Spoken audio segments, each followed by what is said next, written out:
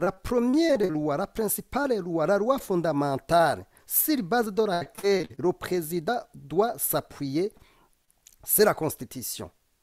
La Constitution, c'est une loi fondamentale euh, qui doit aider le président à agir euh, pour éradiquer la corruption. De plus, il y a la loi législative des finances publiques, mais aussi la loi budgétaire qui est votée chaque année.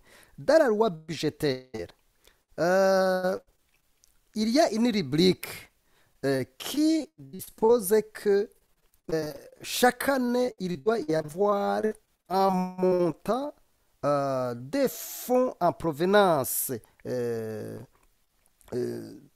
des corrompus, donc des gens qui ont détourné l'argent public.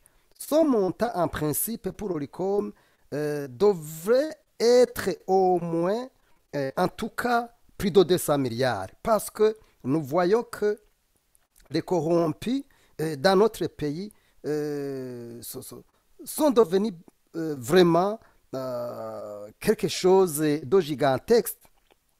Voilà pourquoi l'ORICOM ne comprend pas comment, dans les exercices budgétaires antérieurs, soit il y a zéro sur cette rubrique, soit il y a vraiment une petite somme. Imaginons pour cet exercice budgétaire 2021-2022, il y a un montant d'1 million 200 000 francs. Donc, 1 million 200 000 francs, c'est un équivalent d'à peu près 500 dollars américains.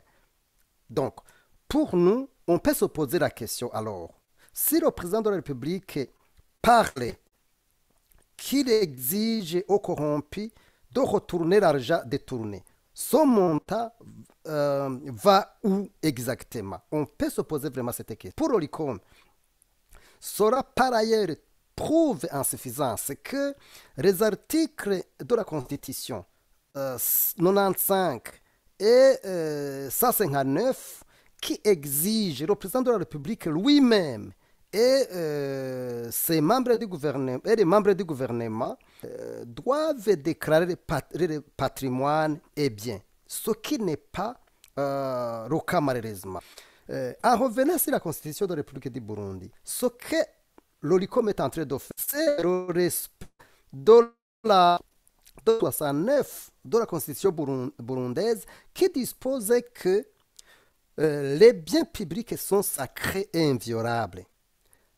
Personne ne peut pas violer la chose publique. Cet article continue à dire que tout acte de sabotage, tout acte de corruption sera conformément à la loi.